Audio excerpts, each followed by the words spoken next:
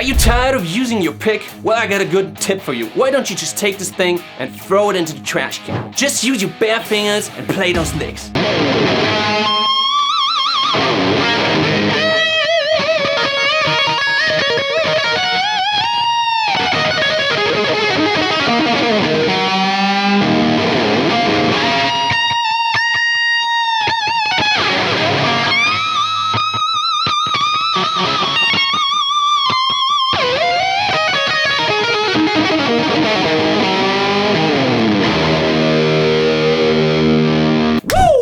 Hey people, Real Wolf out here. Today, let's talk a little bit about right hand technique. What I just played in the intro was kind of like a Jared James Nichols inspired, kind of bluesy, pentatonic jam.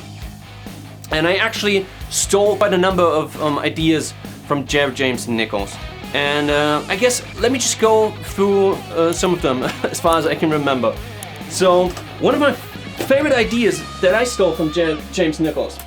And by the way, it doesn't really matter if you play with your bare fingers or with your pick. And I think that's like the biggest takeaway from Jared James Nichols. It's not that it's cool to play with your bare fingers, with your right hand, not to use a pick. I mean, it's gonna give you an awesome tone. It's gonna give you that meat, and it's way easier to mute the strings that you're not playing. Like that's something people don't talk about when, let's say I got a bit of distortion on here. You hear all that hum?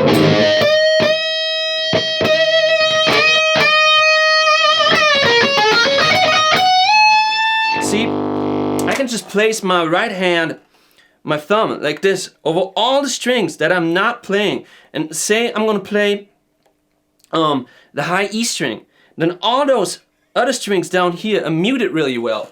Like you want to have that when you play with a pick as well, of course, but it's a lot more difficult, I feel, because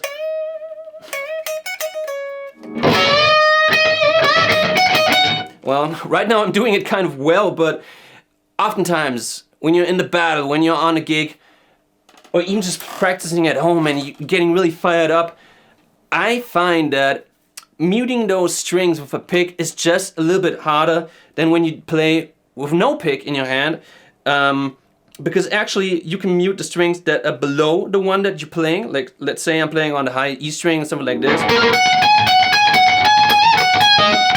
Then of course I can mute my strings down here with my thumb, but even if I'm playing in a middle string, like let's say on a B string, I can actually mute the high E string by putting my ring finger, for example, on the E string and just hitting that B string with my index finger, like that.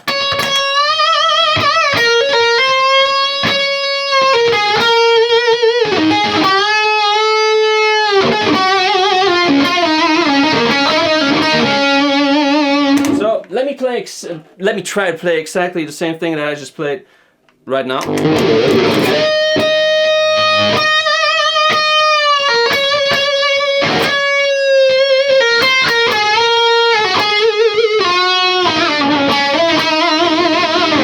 Now I'm trying to do exactly the same thing. With the fingers that I'm not using, I'm muting the strings that are not being used, right? But it's somehow, like people try that out and write it in a comment. Maybe it's just me, but I feel that it's easier to mute those strings when you're not using a pick. That's one thing. The other thing is, all guitar players, and I'm not excluding myself from that sin, are guilty of playing too hard. And with a pick, it's so easy to get in that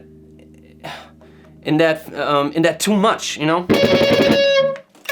Like that right here, that's already too much. This is how hard the string wants to be hit. If you hit the string too hard, it's like already distorting in the string. Like it can't even swing that good because it's just overblown, right? And that again is something without a pick that's just easier to control.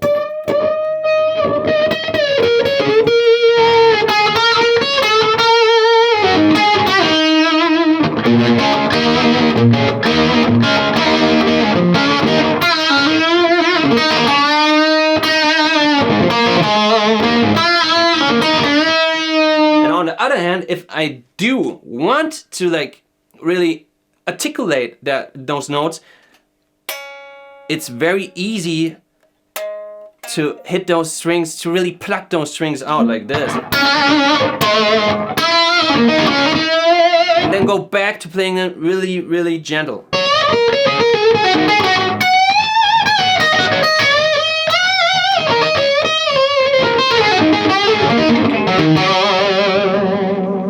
So I guess control, you know, that's I guess what it comes down to.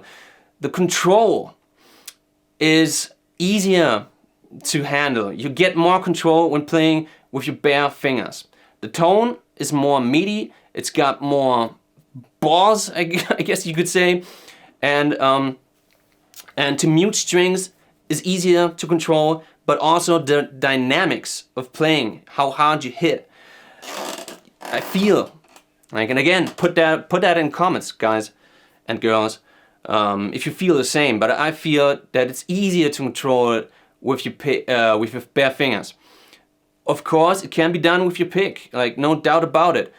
That's like the violin players, you know, like they gotta have that control in the bow, right? And the bow is kind of what the violin players have the bow, and you know, guitar players have a pick. That's how I think about it. Yeah, one of my favorite little licks by Jared James Nichols. He's got all this flashy stuff like this right here. Man, it's really noisy today.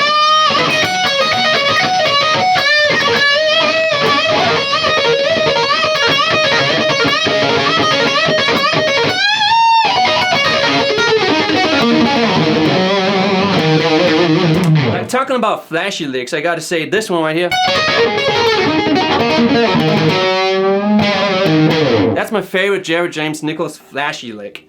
It's very easy, it's pentatonic, and this is a lick that's actually easier to play with your bare fingers than with a pick, and the reason is string skipping. You start on the third, and the pattern goes like this: 1, 2, 3. 1, 2, 3, right? And then that same exact pattern just repeats itself again and again like this.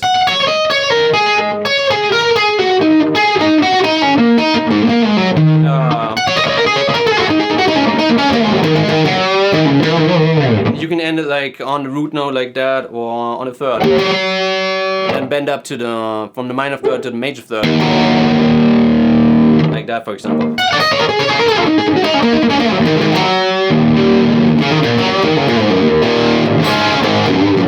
Yeah, that's my favorite flashy lick, but I gotta say that's not my favorite lick by Jared James Nichols. My favorite moments that he's playing are stuff like this.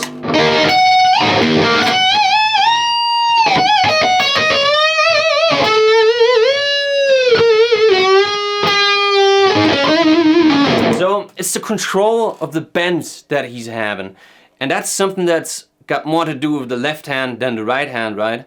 But it's you know, it's the connection of the right hand and the left hand that kind of does it for me with those licks.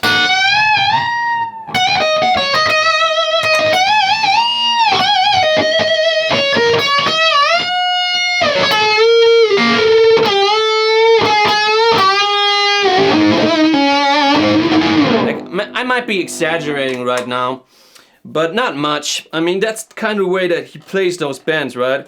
When he's basically over bending, like at a certain point he goes up to here and he plays melodies with those bends, and that's what's so cool about those little moments, about those licks. And those are my favorite. Those are my favorite moments in the Jared James Nichols solos, right?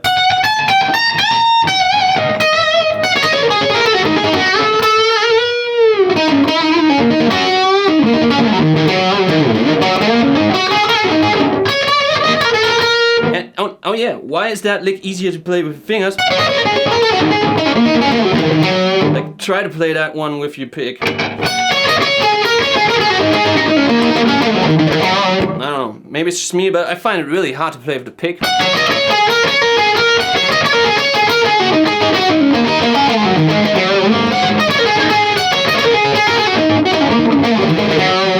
Like my fingers just don't want to do it.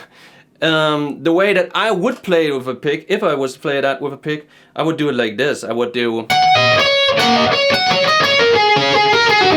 I would do a hybrid. I would use my appendix, and for the downstrokes, do the pick.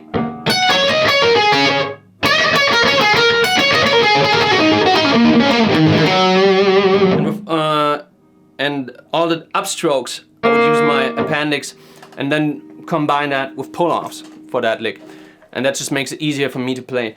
And like again, that would be that philosophy of thinking of not trying. I can't do it with my pick, that lick, and that gets me back to James Nichols again. That kind of philosophy of like being a rebel, kind of to the technique, right? And just saying, fuck you, if I can't, I'm just gonna do it my way, you know? I can play it really fast. Okay, if people can play it with alternate picking and without pull-offs and hammer-ons, fine for them, you know? But I like it the way that I can play it, you know? And that's like that rebellish thinking, that's a takeaway from me, from Jared James Nichols as well. Hey, people, I hope you liked this video anyway, even if it was like all over the place. Yeah, leave a comment, like, subscribe, and see you next time. Thanks for watching.